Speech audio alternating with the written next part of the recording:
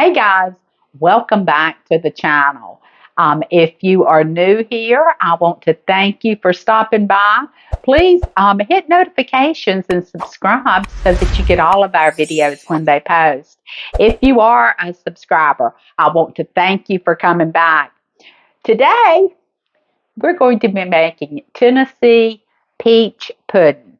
Looks like a cobbler, but it's not a cobbler at all. Hang out with me and let me show you what makes this Tennessee peach pudding a pudding.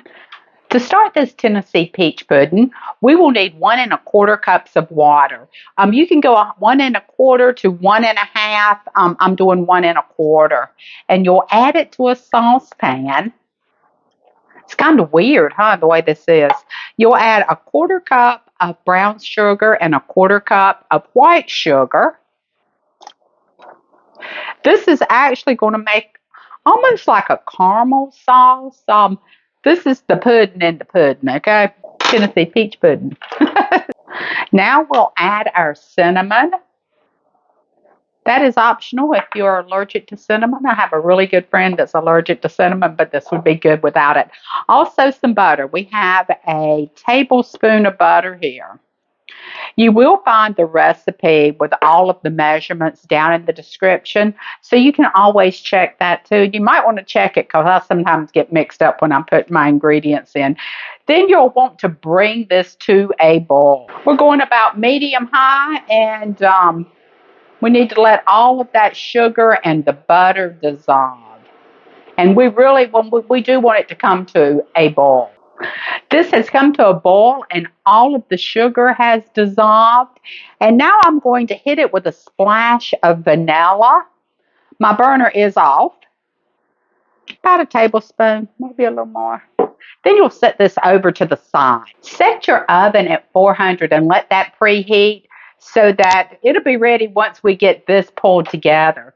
We are using fresh peaches. I know in a lot of the country right now you've got these in your backyard. You will need about 3 1/2 cups. I have about 4 here because I didn't want to just take half of the cup somewhere. Of course, I could have ate it. But you will take these and you'll just dice them up.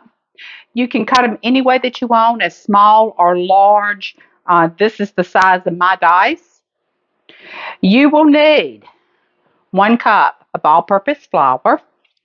We're going to put our dry ingredients in. We've got baking powder, salt, always sticks. We have cinnamon.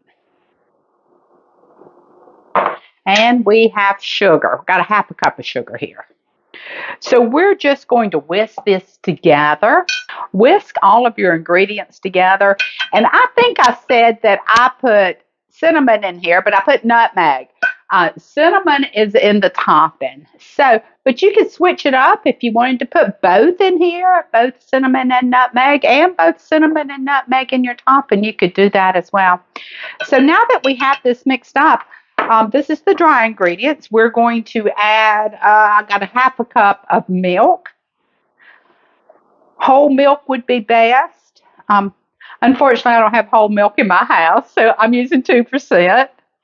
And you're just going to mix this together good until all of the ingredient is wet with no chunks. So just mix away. This is the consistency that you're looking for. You do want all them chunks out of there. And now you're just going to fold in your peaches. Come on out of there. Gotcha. And you will just fold. You do want to get all of your peaches coated in that batter. So just continue to fold until you got them really well coated. Try not to mash them.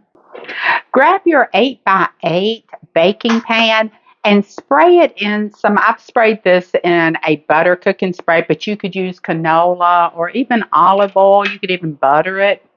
I am going to put it on a tray because who knows when it might bubble over. So first you will add your peach mixture. Also, you can double this recipe if you're going to be feeding a larger crowd or if you have a larger family. And this will get gone quick, let me tell you, around the house. Now, I've got the topping back over here. It is still warm, and I will be pouring this over the peaches. You will not want to stir this, and it's going to look really weird, but you'll see it's amazing what's going to happen whenever it starts cooking. So it looks like it's just swimming, doesn't it, guys?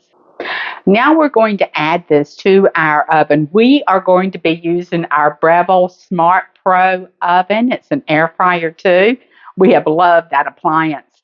But we'll add that, put it in the oven. It's already preheated at 400, and we'll leave it in there for about 50 minutes. I'm going to start checking it at 50 minutes. This Tennessee peach pudding is going to be fantastic. Look, there's no water on top anymore. It's just amazing how that happened. So our Tennessee peach pudding is out of the oven. Took us about 50 minutes.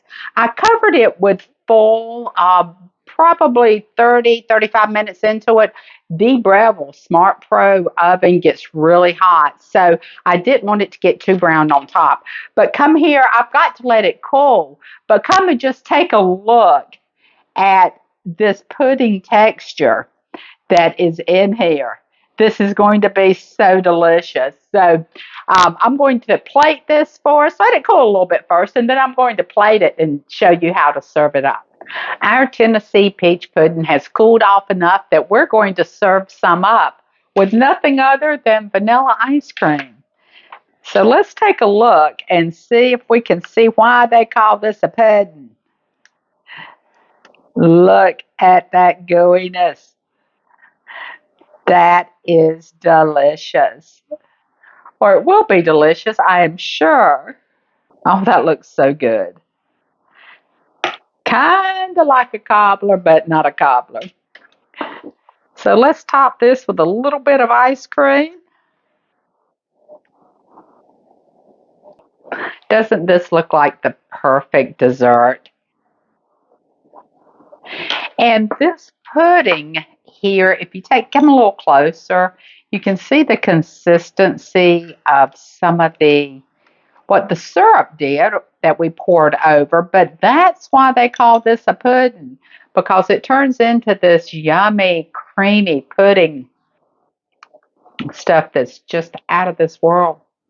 So now we're going to have to try it because nothing leaves the kitchen without the cook tasting it. We're serving this with vanilla ice cream. You can serve it with whipped cream, or guys, it is delicious all by itself.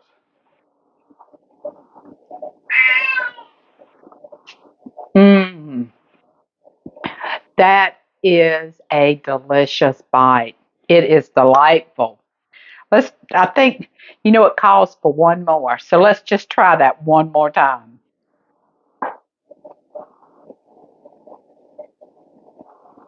So, so good.